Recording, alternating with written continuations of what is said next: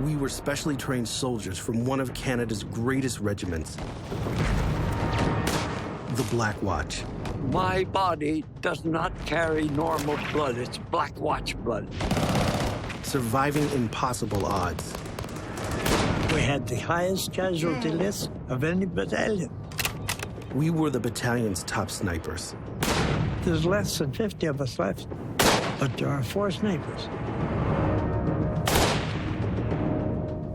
Funny thing. Always the first ones in. That sniper goes out to create mayhem. Outstanding! Until they fired on you, you had to keep going. If you cannot shoot accurately, you are gone. You only got one shot. We put everything on the line to save the world from the Nazis. A lot of times you're scared like hell. It's something that has to be done. Tim or us. Only one thing kept us going. Jimmy! We looked after each other. That's how we survived. My name is Corporal Dale Sharp, and this is our story.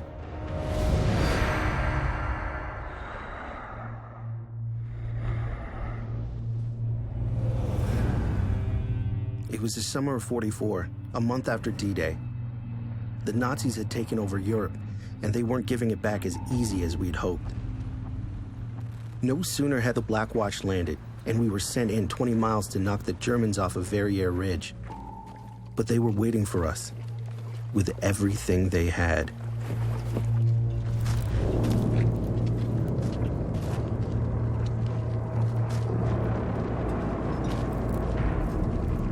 I don't know how I escaped with my life. I should have been dead.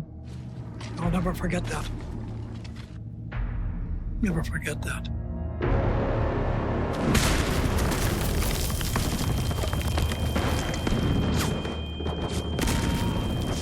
Anybody tells you that they know what's going on, they don't.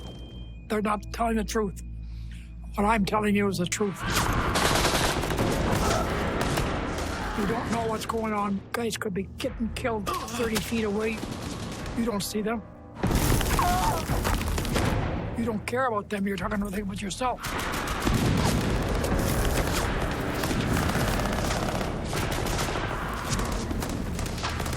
I could hear the guns firing, the shells, the bullets flying by. They're just dropping like flies in the grass.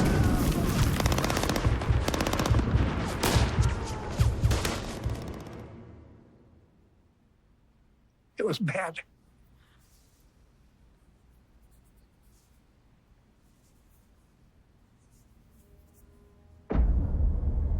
All the companies are gone. Hundreds and hundreds of them just gone. There's only 20 or something of us left. Our first big battle. 300 killed, wounded, or taken prisoner. The worst day ever for the Watch. It took another 2 weeks, almost 1,000 more Allies wiped out, before we finally kicked the Jerry's off that bloody ridge. That's when I got out of that C company and went into Scout Platoon. Platoon commanders asked me to ask for volunteers for the Scout Platoon. The sergeant came along and said, I might as well tell you the truth. It's dangerous. The scout is a guy that goes ahead, checks where the enemy is, and fights with them if he has to. The advantage is you won't have to do sentry duty. Right away, that was a 20 plus for me, because I hated that. You had to fight all day and then guard duty all night. I'll join. The Jerry's were on the move, and it was the Canadian Army's job to chase them. The Black Watch marched on foot north through France. Jimmy Bennett was just 21, a farm kid from the prairies. He didn't know it yet, but us scouts, we weren't like the regular foot soldiers he fought with before. We didn't have to wear helmets or hull gear. We were snipers and lookouts. We didn't fight on the front lines. We fought in front of it. Hey, Jimmy! You joined the Scout Platoon? Yeah. You're nuts. They couldn't understand why I was stupid enough to go in the Scout Platoon. That's why they didn't want my job. Nobody didn't offer to take my place. Jimmy was put under my charge. He's seen his share of war on Verrières Ridge, but never the way he was going to see it with us. I don't know what they told you, but this isn't like the rifle company. You're actually going to have to look at your target through a scope. You're going to get a little used to them being alive before you pull the trigger. Training him was the job of our 21-year-old corporal from Montreal, Jim Wilkinson. Hands down the best shot in my platoon. We just called him Hook. Always Hook. That was due to the size of my nose, and most people never knew me by my first name. I hate to boast, but I was one of the best shots in the regiment. Then there was Mike Brunner, 21, also from Montreal. Except Mike was born in Hungary, the only one of us that could speak German. I was a good soldier because I did exactly what they want me to do. And I listened. I was good at listening. Considering who we were up against, understanding German came in real handy, especially on scout patrols. Me, I was 26, the old man on the team. At least that's how the boys saw me. He was a big fella, wide as a bull and as strong as a bull. Dale Sharp was the type of a guy you'd want to follow anywhere. Home for me was Corbyville, Ontario, where I drove a truck for the local distillery. I had 2 kids, my girl Dale Jr. and little Teddy. And a third on the way with the light of my life, Zelma June. Plenty of reasons to stay home. But this job had to be done for my family and everyone else. By the end of August, we caught up with the Jerrys. We knew that each French town we came to was probably crawling with the sons of bitches. The trick was finding them and flushing them out so our troops could mow them down. That's what our scout platoon was for. We had to walk into each village, and until they fired on you, you had to keep going till somebody shot at you. If he missed you, fine. If he didn't, you were dead duck. That's the kind of business I was in. You just become numb, immune. It's something that has to be done. Some people can't take that kind of stuff. I don't know, I just put that out of my mind and went and did what I was supposed to do. We clawed our way up the Channel coast of France and into Belgium to the port of Antwerp, the biggest in Western Europe, for a big showdown. The Allies had already captured the port, but the Jerrys controlled the Scheldt, meaning none of our ships could get through from the North Sea. Without food, weapons, and ammo coming in for our boys, we were sunk. Headquarters was set up just outside of Antwerp. Our scout platoon was called into HQ. Up here on the map, you see the Scheldt. They wanted us to zero in on where the Jerrys had set up. This is what controls the entrance to Antwerp. We get as much information as we can and pass it on to the headquarters, and headquarters applies the information to their attack. They couldn't ask the rookies to do it, so the job fell to me and Hook. Our orders were to sneak behind enemy lines across the Albert Canal. Joe Nixon, who was my commander at the time, said, he said, Huck, we have a dinghy here for you and Dale. But once you're there, I'll have to pull the boat back. We can't risk the Germans getting the boat. So you'll have to make your own way back. Understood, sir.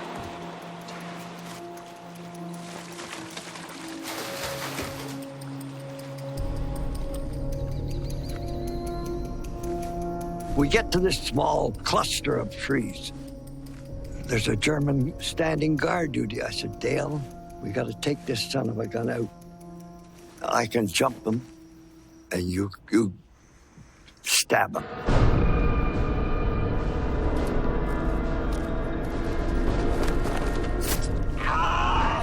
And that's when it all went south. There's a whole platoon of Germans in there having supper. As he was being stabbed, he screamed.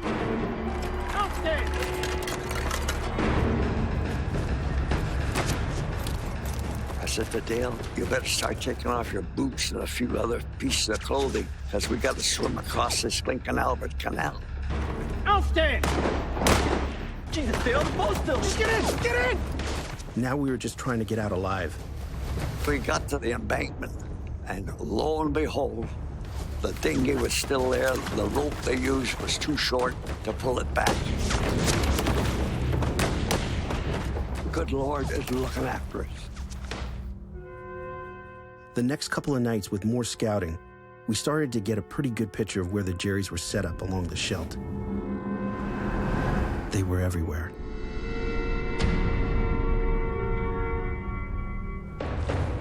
Our scout platoon needed to beef up. The brass brought in reinforcements, but not enough. Halt! Advance, left, hard. Most were just kids who couldn't reload a damn weapon. Never mind shoot one. That's when Sandy, Russell Sanderson, came into the picture. You think you're, at that age, you're indestructible and you can solve the problem by going and helping. And that's what I wanted to do. I'm in, sir. Sandy was 18 from Niagara Falls. He'd been trying to enlist since the war first broke out. I had a paper that said I was 18, and I was not 18 yet. I had my brother's paper. I got caught at a recruiting tent twice. Sandy struck me as a cowboy type. Go here, go there, let's go. He was willing to win the war himself. This is Corporal Sharp. Sergeant called me over and he said, whatever Dale tells you to do, you do it. My job was to take these kids, Jimmy Bennett, Sandy Sanderson, and the others, and turn them into killing machines. And if they listened, they might just make it home. I was so taken by working with the man. Take your helmet off. Stay with me. He was so sincere about teaching and his honor about things. I'm alive today because of what Dale taught me. What I knew about shooting, I learned back home, teaching my kid brother Billy. My brother Dale, he was 9 years older than I was. And he was on a pedestal as far as I was concerned. He was an excellent sportsman's shooter. He was my idol. All right. Straight ahead. Reference. Gray building. Window on the left. Third story up. A sniper learns real quick that the best Nazi target is the one with the highest rank. You cut the head off the snake, and the rest of the division goes blind. I used to train sometimes in a German uniform. Infantrymen, they got a white band on them. If they're artillery, they got a red band. What do you see? See a German. What's he wearing? What's his uniform? Infantry. What rank is he? Junior officer. Not bad. We didn't want any bozo out of the rifle companies. He has to be a disciplined man, like myself.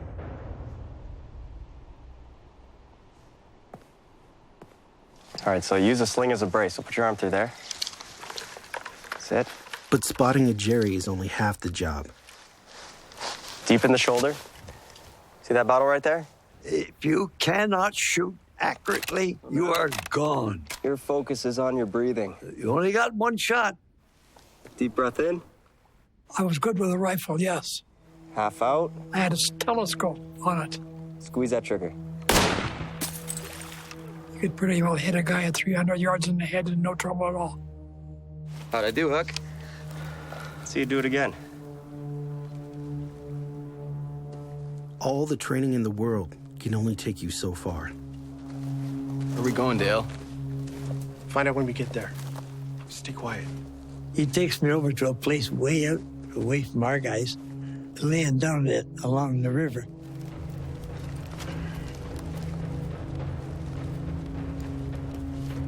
All right, Sanderson, take your helmet off.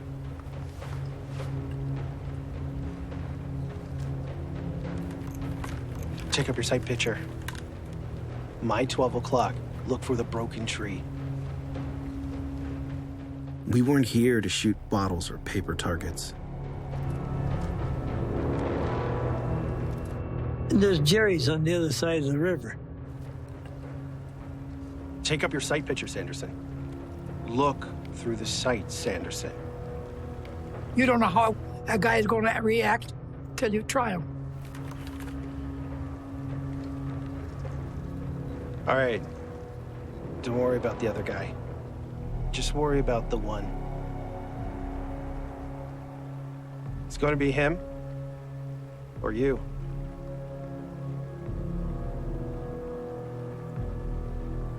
Breathe slow. Your hand tightens up like a paralysis, and your fingers move so slowly and squeeze that trigger. It's just like you're squeezing an orange, nice and slow.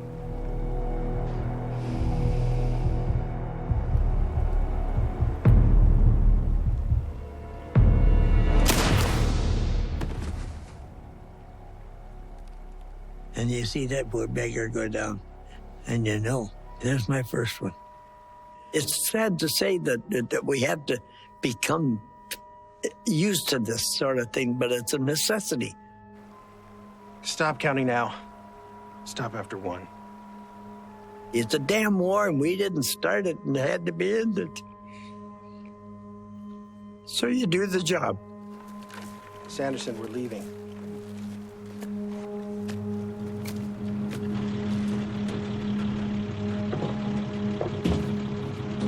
All right.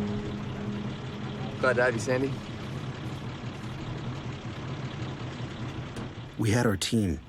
The closest thing we'd ever have here to a family. Let's go.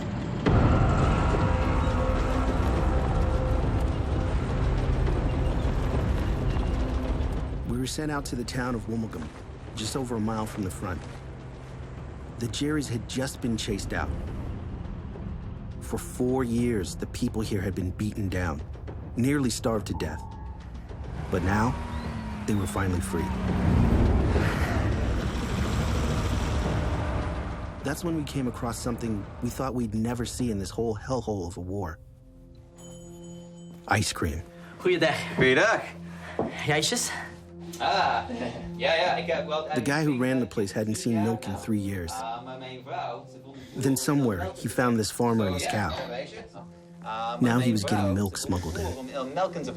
So yeah, we have ijsje. Food was a factor because the Germans were confiscating everything. So they had to scrounge. Dus ik was 6 jaar, dus dat is 71 jaar geleden. Wij sliepen hier allemaal in de kelder. Dat was voor die V1's en die V2's. Een V1 die hoorde aankomen, dat was gelijk een vliegtuig, maar een speciaal soort geratel zo. Veel van die jongens die kwamen bij ons en die vroegen ijscream wit soda. Ja, wij kenden dat niet natuurlijk. Het Canadese drankje, zeggen ze daartegen, hier bij ons, hè.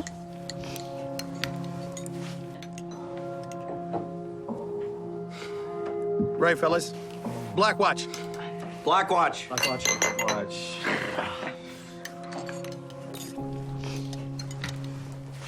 Little kids would come along and they were starving to death. It was terrible.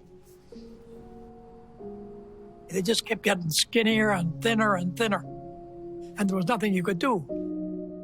When the Jerrys pulled out of this place, they robbed these poor people blind. Took everything. It reminded us why we were here. To crush Hitler. Get the world back on track. For these kids and mine.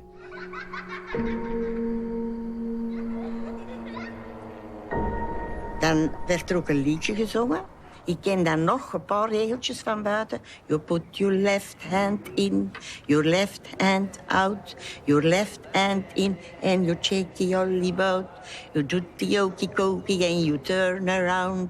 That's what you're about. We liberated part of France and Belgium. Now we were headed to Holland. It was time to kick the Jerry's out of the Scheldt and open up the port. We were going to be fighting on land flat as a board, flooded to high hell. Getting in and out alive was going to be tough.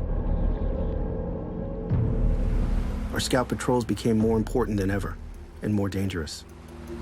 We were to go out and bring in all the information, trucks, vehicles, weapons, whatever you saw. We work in the dark, mostly in the dark. We had different clothes. We wore a different jacket, camouflage green. You just keep your fingers crossed and hope you get out of it. You don't expect to live very long. You boys all clear of the plan? Clear. Clear. All right, good to go.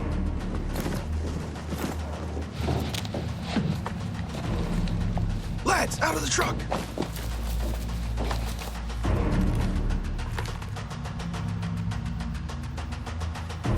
We were on what's called a listening patrol.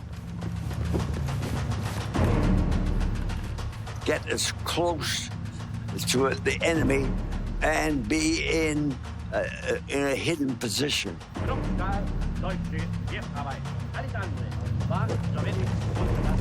And you just never know from 1 minute to the next what's going to happen.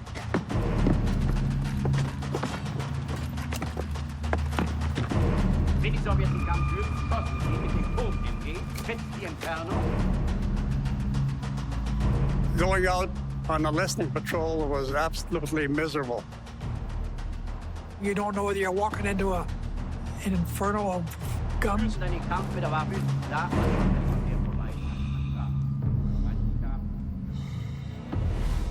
The goal was finding their HQ. That's where we'd dig up our best information. Getting there was another thing. Pure suicide. Listen at the windows for the number of voices. Any mention of weapons or places.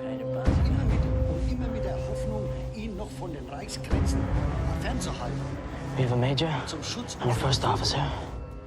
I really didn't hear much. He's leaving yet. Out the back. Go. You walk along the road very quietly, and we'll see if we can hear them, and then we'll sneak up on them and get a prisoner. Betty, this is a good spot. Go get Brunner. Go. You always had a couple of grenades hooked in your belt.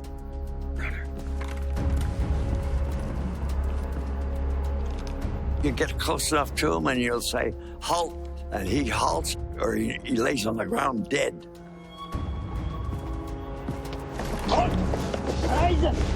You don't just ask him to come, he won't come. They're not going to come if you just run up and ask him. You have to take him.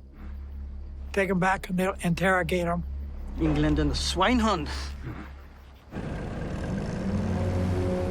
Halfway through October, we were working around the clock, sniping and running patrols, gearing up for the big battle at the Scheldt. We were dead tired. The only thing that kept us going was each other. You develop such close friendships. Okay, let's go. You run into the same perils and dangers and mishaps. Okay. Hey, Jimmy, hold here. I'm a nervous person, but Michael Brunner used to always try and get me to slow down. Take a deep breath. Because he was a cool fellow.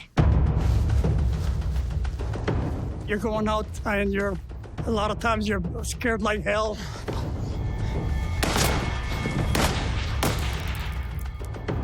Go. You're in the best position.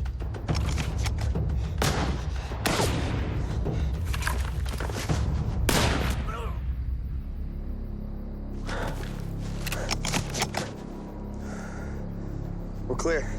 Even just one bad situation, you become attached to each other, and that was the case with Jim Bennett and I. He's the best guy in the world. But here's the thing about war. Even going back into your own lines, you're never really safe. Buck and I were coming back, and we had to come through the Maisonneuve lines. The Maisonneuve were one of us, a French-speaking regiment from Montreal. But we still needed to use a password to clear the security checkpoint. Hey, halt! Whoa, don't shoot! The password changed every night. The password that night was steamer trunk. Steamer? Bag, The guy says, steamer. And you have to holler trunk. If you don't holler trunk, you can get shot right there. Steamer? it's, Whoa. Luggage, baggage. We couldn't think of the damn word trunk. Without a password, we were cooked. Black Watch! We're Black Watch! Black Watch, you kidding me, boy, huh? Show me the feather, boy. And you always carried your Balmoral inside your sniper's jacket. It's your recognition, and there's no one else has it, eh?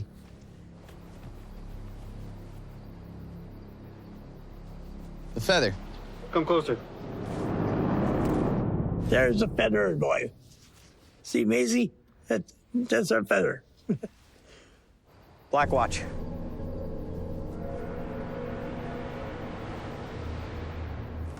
For Black Watchers, Oats on Black Watch. The password is trunk, huh?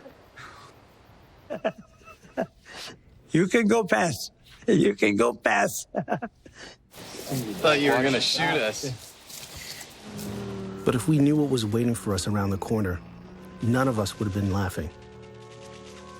Black Friday was about to come crashing down. The Jerrys were set up just outside the Dutch town of Woensdrecht. They were on an embankment around half a mile away from our position, over open ground. It was like a funnel. There was high ground on one side, high ground on the other side. The Black Watch were sent in to fight, but this time the scout platoon had to go too. Reinforcements were still too green, so it was all hands on deck. They were just former artillerymen, drivers, cooks, everything. We taught them to use a gun. We taught them to keep their head down, too. But that wasn't the worst of it. Moving through the water and muck was slow, and it threw off the timing.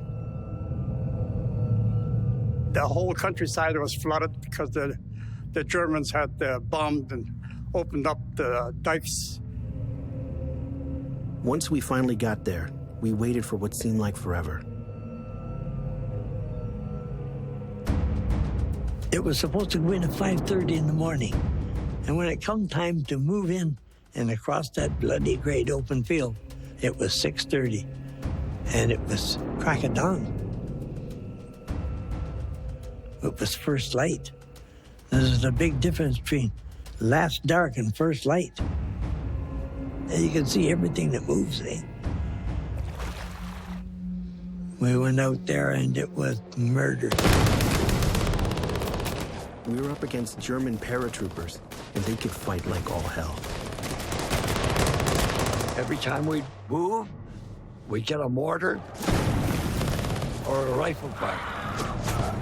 We were caught in a no man's land. Guys were dropping all over the place. Just like, am I dreaming or is this the truth? How am I going to get out of this mess?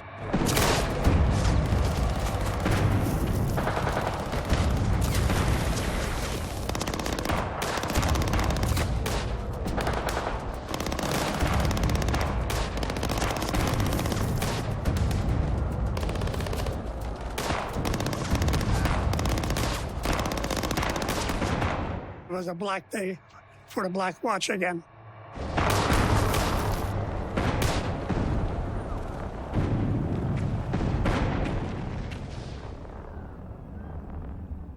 Because of our mortar platoon, who filled the field with smoke, all 5 of us made it through. But most weren't so lucky. Dozens dying all around us. Nothing we could do. It hurts. It hurts when you can't help somebody. And you know bloody well that his escape route is cut off. The second worst day we ever experienced, we lost 100 men in there.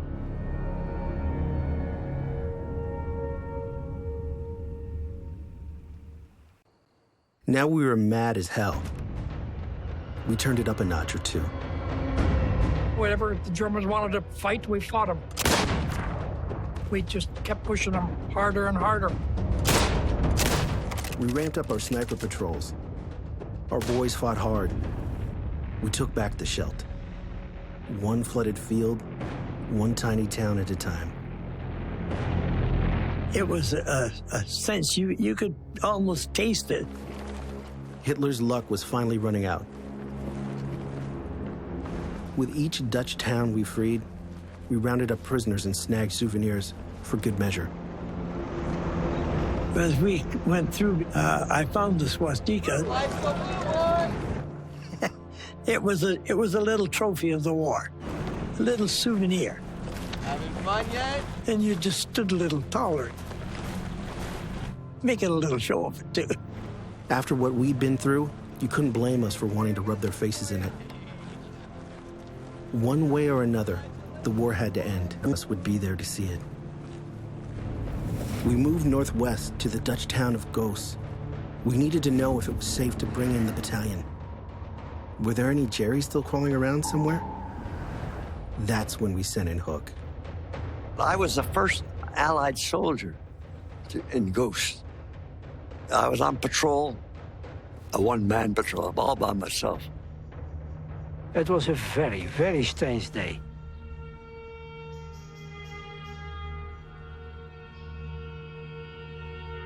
I remember everything of the war.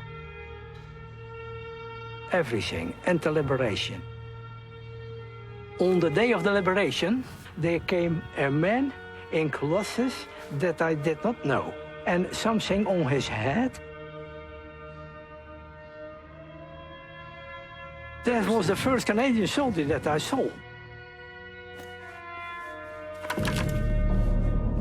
This man puts his hands up in the air. He says, "Don't shoot, I'm a Dutchman." And he says, "The Germans have just left."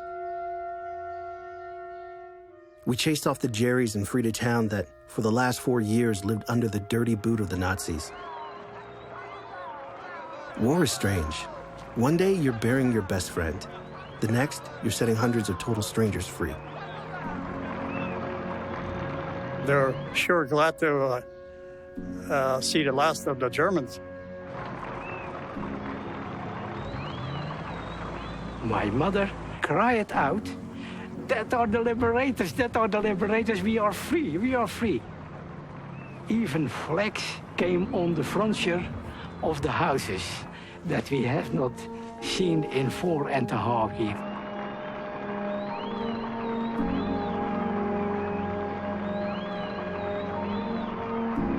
It is unbelievable. I can hardly tell it without feeling the emotion again. You just don't believe how much the Dutch people appreciate what the Canadians have done for them. This girl's come along.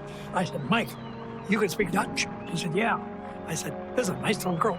Tell her I love her. I love her good."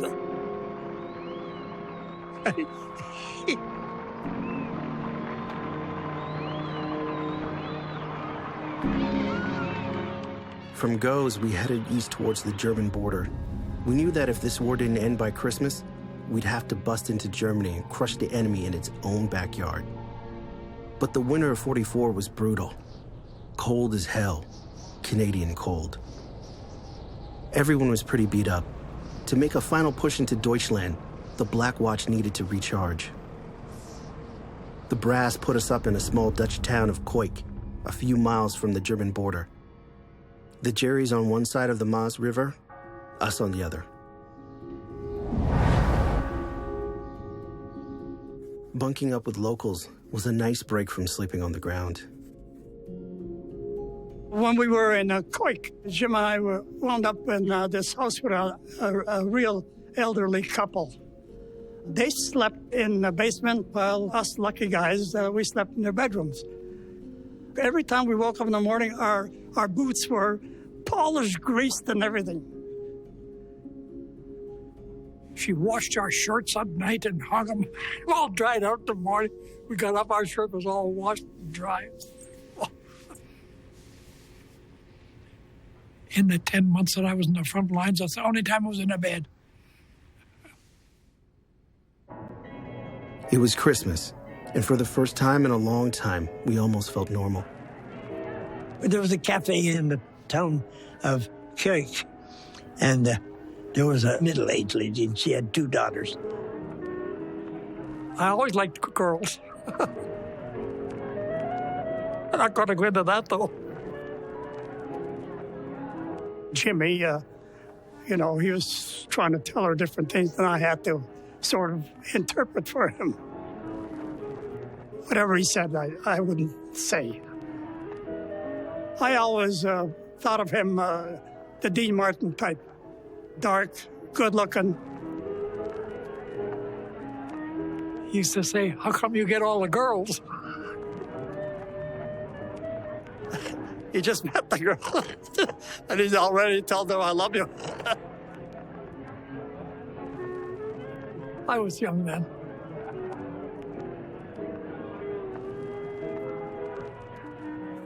My darling little family. I hope you're all fine and not getting into too much mischief. I bet you keep your mommy on the run all the time. Be good for Daddy, and when I get home, we'll have lots of fun. My darling June, Merry Christmas and a Happy New Year. With all the love in my heart, Dale. Mostly Koik was a pretty safe place, but the Nazi bastards never let us forget that the war was far from over. So we thought we'd remind them that we were here too. As Sandy were on this hill, we were working together that day. There's nothing out there. Jerry's are out here somewhere. They're just hiding.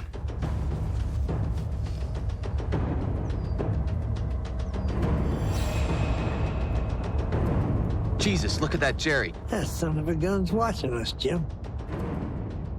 He's aiming it dead on to Sandy. Put your head down.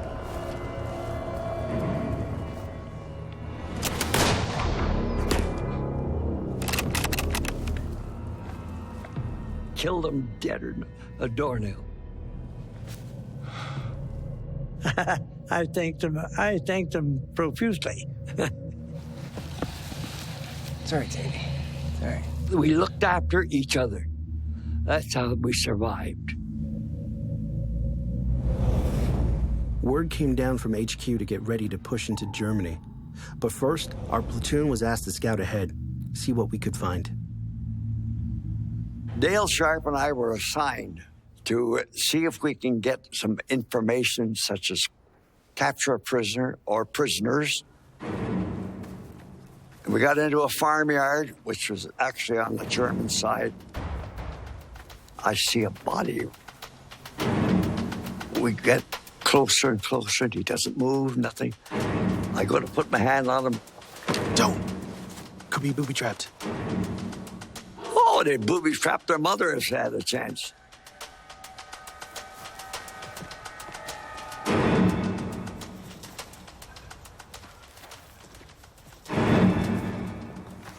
And that's when we saw them.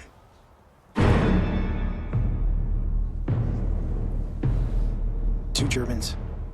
I said, Dale, we'll kill one and take the other one prisoner. All right, on 3. Only one problem with that plan. 1, 2.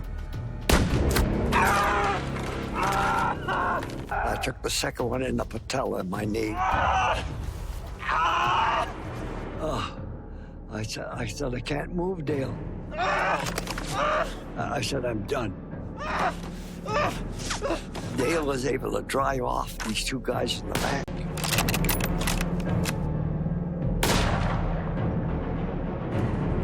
He picks me up just like a bag of potatoes. Dale says, don't worry. He saved my life when he carried me across the valley.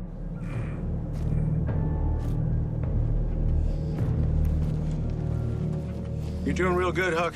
You're doing real good. They're gonna get you back to the doctor. My leg was hanging off. It fractured the bone. Hey, Dale. Thanks, buddy. Take care of the boys, huh? Bye, Hook. He saved my life. A beautiful man. For Hook, the war was over. He was lucky. At least he was going home. For the rest of the Black Watch, it was back into action. In February 1945, we crossed into Germany, bloody Deutschland. This wasn't about freeing anybody anymore. Now it's payback time.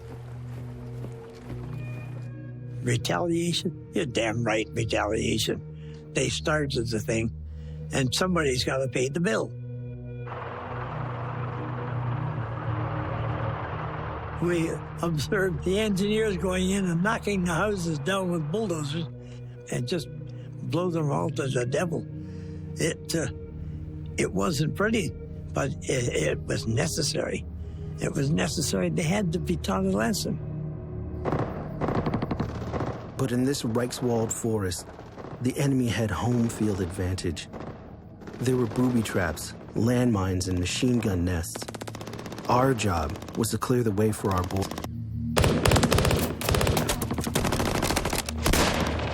They were having trouble with the rifle company advancing.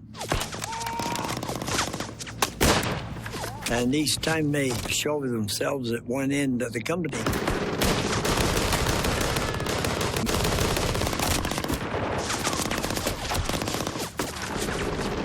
my job was to take out the gun and put a bullet into the bloody operator.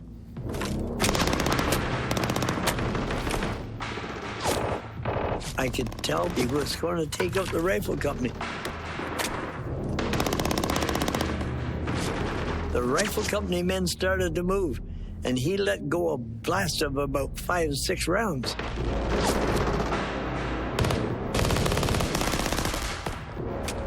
I was fully loaded.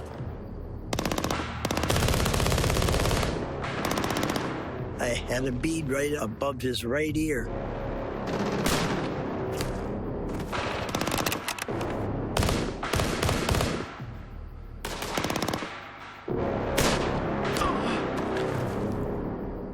No mercy. You couldn't show it anymore.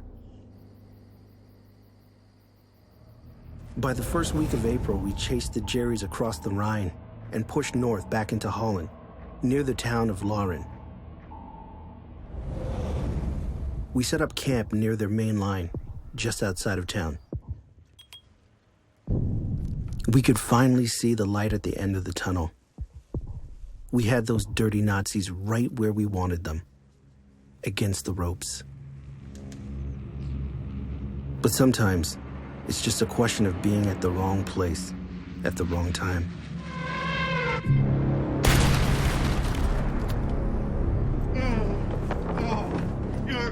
The doors banged open, and in comes a couple of guys carrying, turned out to be Dale Sharp. Sorry, Mike. I was hit bad with shrapnel. Give me a hand here. Pressure. I was losing a lot of blood. The medic asked me to hold something and put back his intestines. They were sort of out of the stomach. I was scared. I didn't know if Dale Sharp was going to live or die. Brunner, Colonel needs you right now. Double time. That's when Mike got called away. My field medical card called it evisceration of the bowel. All I knew is that it wasn't good. Things weren't going well for Mike and Jimmy either. They were about to step straight into an ambush. There still was thousands of Germans entrapped in there. Hit me one in the chest. Move! Move! Move! Move! Everybody we all started running. Mike. he fired again, hit me in the back of my head once. Piece out of my ear and a piece out of my skull. Jimmy! I'm gonna die. No, you'll be fine. I could taste blood coming out of my mouth and nose, and I knew that bullet went through my lungs. I'm gonna die. I know it. Hold on. Hey! A Jeep came along, road. Hey! It was a Red Cross Jeep. Here's my friend. He's been shot in the chest and the head. Help him. There's no point, son. He's gone. You're a medic. Do something. There's nothing I can do.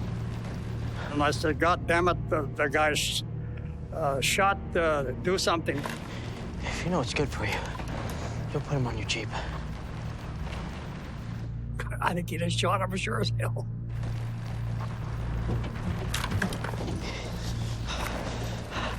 Okay. Jimmy, they're coming. They're coming. Stay with us. And I just hope he would stay alive till we got to the MO. That's all you thought about. Those 2 days were the worst in my life. And I apparently, I was crying most of the night, but I don't remember a thing about it. I guess it just hit me.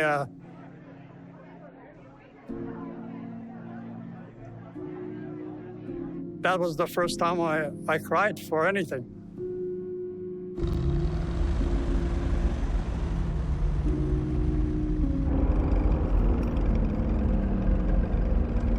Three of us wounded, taken out of action. Only Mike and Sandy still standing. The Black Watch headed north to Groningen to mop up what was left of the Jerrys. By now, they were desperate, like a wild animal backed up in a corner, more dangerous than ever. And they pulled back someplace. So I got called in, find them for us. We want to know what, who, and how many, Sandy. Everything. There's none of our troops there. I'm alone in that side of the city. Now, there's no activity over on the streets. Hands up or I'll shoot. All of a sudden, a German soldier appears.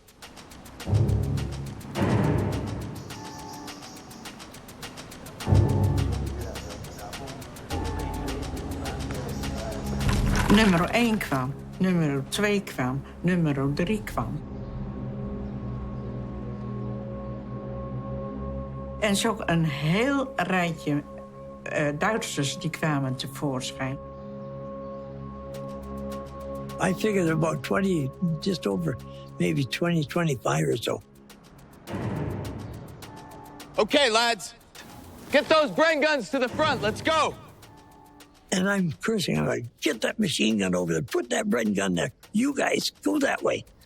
And I'm hollering to imaginary troops. I want 2 columns, one on the left, one on the right. You guys, down in the back. And there's no one there. I'm alone in the middle of that street. Bring the carriers, bring the carriers.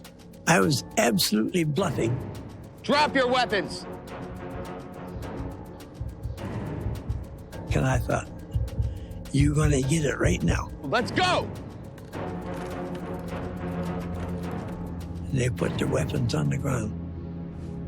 Get against the wall. Hands up against the wall. Let's go, let's go.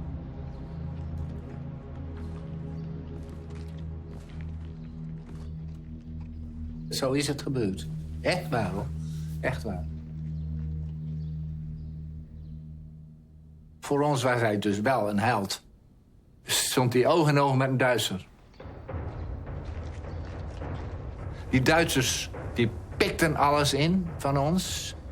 De noodzaak werd dat ze mensen uit Canada best deden om ons van die akelige Hitler.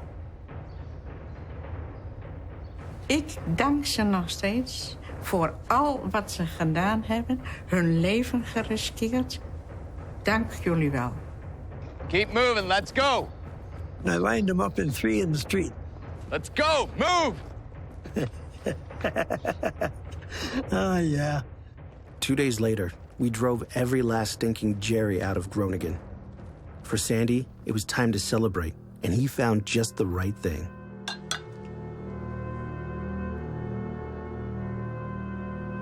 It's a 33. Want some?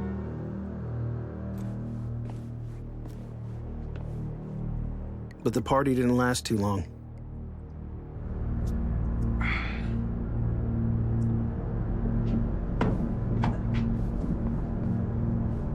I paid for it. I wound up in 109 British General in Duffel in Belgium. Are you ready to eat yet? From the damn wine being poisoned. It had been booby-trapped with poison. Germans left it behind. And I was the only dummy that drank it.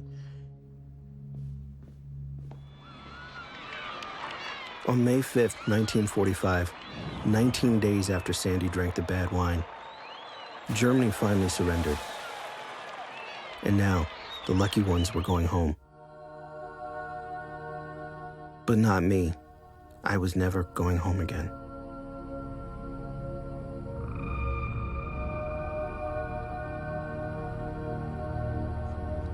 I'm not ashamed of my tears.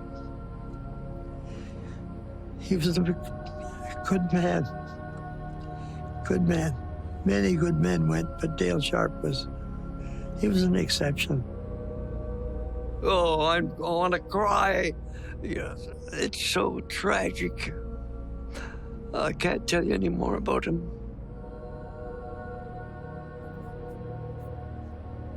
Yeah.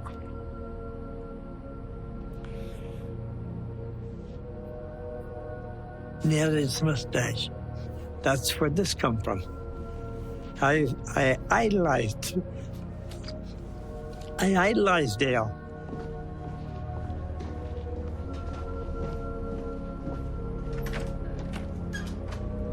Mrs. Sharp?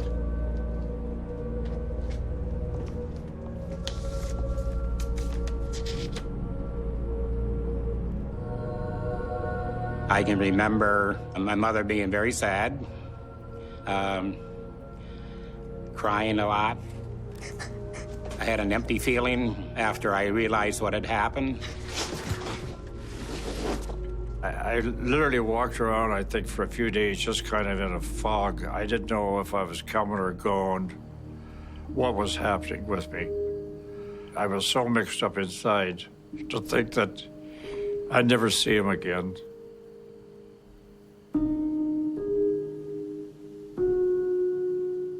I tried to do good for my dad, because my dad's my hero.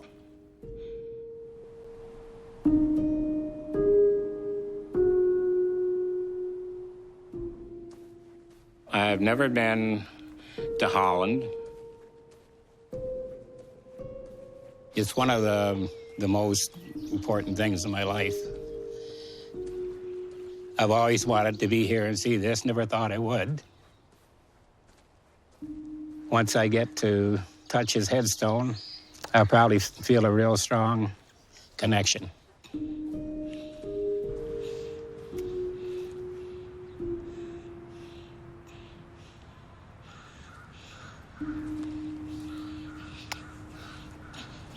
Love you, Dad.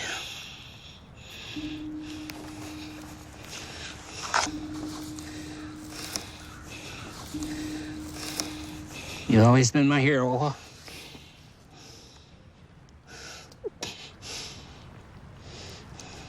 Sorry you died so young. I'm old enough to be your grandfather now.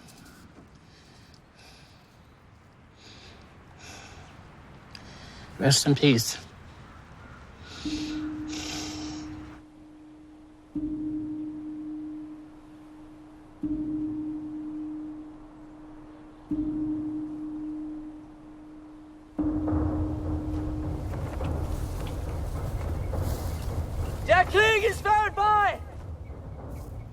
The day after the war ended, I got the scare of my life. There was supposed to have been some Canadian soldiers being held by some German troops who probably weren't aware that the war was over. I hope these guys know. Der Krieg ist vorbei! But I remember praying, and I don't know what language I prayed, but I prayed. And all I'm thinking is, I've been lucky. I went through my 9 lives umpteen times. Der Krieg ist vorbei! Now I'm going to get it. Der Krieg! I started yelling, the war is over. Der Krieg ist vorbei! And, you know, I'm really waving that white flag. There was no response. Hello? You could see there was a campfire of sorts there, and that was it. Big sigh of relief. Folded up the flag. Trudged right back to the carriers.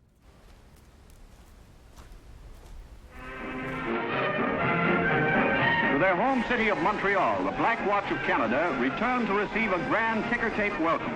When the war terminated, I was so happy. The famous Royal Highland Regiment sustained the greatest number of casualties of any Canadian unit on the Western Front. I was happy that I lived through it.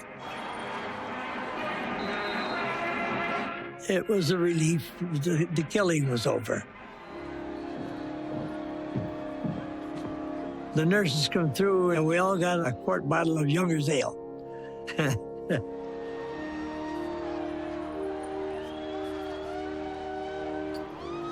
When the war was over, I knew it was the end of the line. I didn't jump up and I couldn't get out of bed then. I was in the hospital in England. When I come home, my family never asked me what happened there, and I never told them. I never did tell them. I had a knife with a big long blade on it, a switchblade, you know. And I took it out and threw it in the ground and buried it. I had brothers who were only 7, 8 years old, or 10. I didn't want them kids to find that knife. They didn't even know what a war was. I'm just happy that I come to tell somebody what was been in my insides all my life.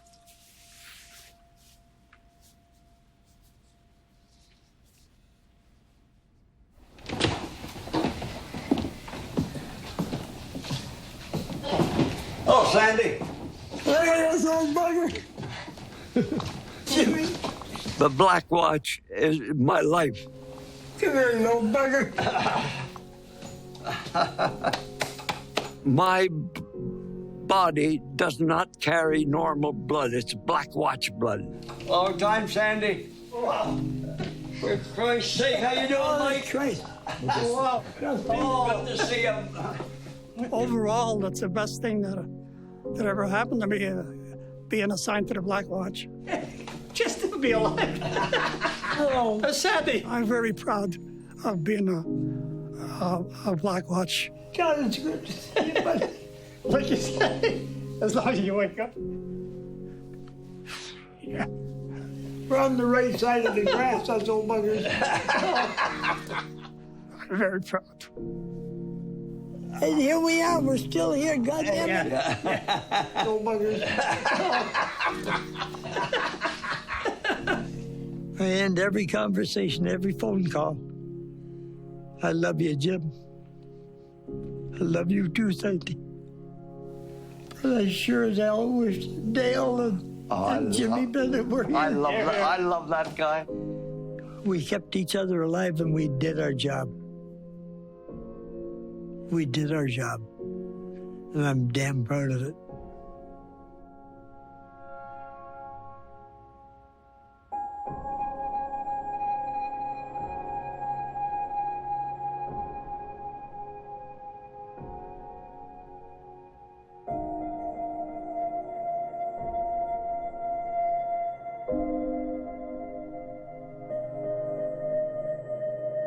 Not too bad for an old drunk. Good. Just wait for the other guys. Recognize these? I'll take that rifle, just like the one I used to use. Holy mackerel.